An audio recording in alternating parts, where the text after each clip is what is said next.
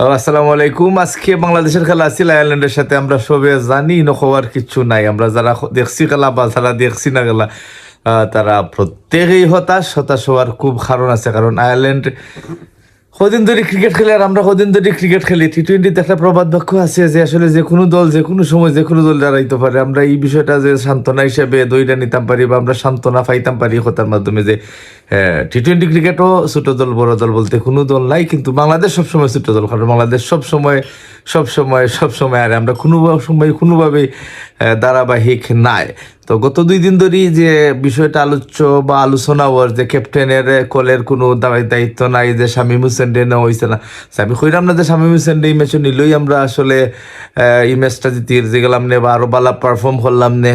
না, 39 রানে আমরা আসছি এবং তৌহিদ হৃদয় 80 রানের প্লাস একটা ইনিংস খেলছে এবং জাকের আলী অনেকে 20 রান করছে আর 12 রান করছে শরীফুল্লাহ। আর কেউ 2 অঙ্কের কোটা পৌঁছাইতে পারছে না। আমি স্কোর হইয়া সময় নষ্ট করতাম পারলাম না বা সময় নষ্ট করতাম চাইলাম না, যে আবার যারা ইচ্ছা তারা দেখে নিতে পারেন। আমি টপ 3জন রান স্কোরারের নামটা খালি হইলাম।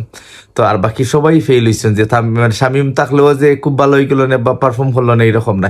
কিন্তু শামীমরে রাখলে বা শামীম থাকলে হয়তো বা বাংলাদেশের প্রসেস সম্পর্কে আমরা ধারণাটা থাকলো না, যে আমরা হয়তো বা টিম ম্যানেজমেন্টে ক্যাপ্টেন রে সহ বা ওই যে টিম ম্যানেজমেন্ট একটা বন্ডিং এর বিষয়টা আমরা যে এই দুর্বলতাটা আমরা চোখের সামনে আইলো না। আমরা মানসিকভাবে আমরা বুঝলাম না হয়তো বা আমরা টিম সিলেকশনটা ঠিক আছে, কিন্তু আমরা এখন বুঝতাম পারলাম যে গতকালকে লিটন কুমার দাসের সংবাদ সম্মেলনের পর থাকি যে আসলে বাংলাদেশ ক্রিকেট বোর্ড জলরব অবস্থার মধ্যে আছে এবং কেউ কোনো কিছু জানে না, কেউ কোনো দায়িত্বশীল আচরণ করে না। আজকে যদি সংবাদ সম্মেলন হইয়া সাংবাদিক হলতে প্রশ্ন করে লিটন কুমার দাসে কইব আসলে এই টিমটা তো আমার নাই, কারণ আমার একটা দল বানাইয়া দেওয়া হয়েছে, আমি পারছি না। এনে জবাব দিই তার কোনো সুযোগ নাই, তার কোনো দরাও দিত নাই।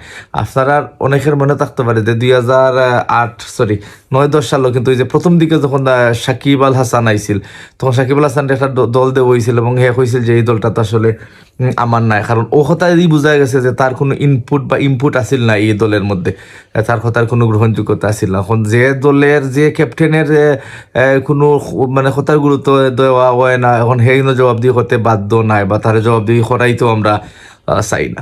আর আমরা সবচেয়ে বড় হতে লইয়া যে কালকের সংবাদ সম্মেলনের পর থেকে বোঝা গেছে যে আসলে আমরা সঠিক প্রসেসও নাই। আমরা যেটা জিতলেও আমরা আয়ারল্যান্ডের সাথে যদি জিতে দিতাম তারপর আমরা হইলাম না যে আমরা সঠিক প্রসেসও আছি। তো প্রসেসটা নাই যে আমরা ক্রিকেট যারা বালা ভাই বা ক্রিকেট যারা আমরা ফলো করি তারা আমরা চাই যে আমরা একটা প্রসেসের মধ্যে থাকতাম, আমরা একটা সিস্টেমের মধ্যে থাকতাম এবং আমরা একটা বালা ক্রিকেট খেলতাম। প্রত্যেকদিন আমরা জিততাম, এটা আমরা চাই না। কিন্তু আমরা এটাও চাই না যে আমরা আয়ারল্যান্ডের মতো দলের সাথে আমরা জিতি, আমরা জিতি আমরা চাই। কারণ আমরা ছোট দল বড় দল হোক, ছোট দল বড় দল যে কোনো সময় যে কোনো দল জিততে পারে, কিন্তু আমরা এটা মান্য নিতে খুব কষ্ট হয় যে আমরা আয়ারল্যান্ডের সাথে আমরা হারি। যদি আমরা নেদারল্যান্ড কানাডা এগুলোর সাথে আমরা আর অভিজ্ঞতা আছে 2 বছর 5 বছর 10 বছর আগে বলা আছে, কিন্তু তখন যখন আমরা এরকম ম্যাচ হারি তখন একজন ক্রিকেট ভক্ত হিসেবে নিজের খুব কষ্ট দেয় এবং এই বিষয়টা চিন্তা করে শান্তি পাইতাম পারি না বা সান্ত্বনা দিতাম পারি না নিজের, যে টি-20 যে কোনো দল যে কোনো সময় জিততে পারে বা যে কোনো দল যে কোনো সময় হারতে পারে। নিজের কষ্টটা শেয়ার করলাম। যদি ভালো লাগে তাহলে আমার চ্যানেলটার একটু সাবস্ক্রাইব করে যাইবা। আল্লাহ হাফিজ।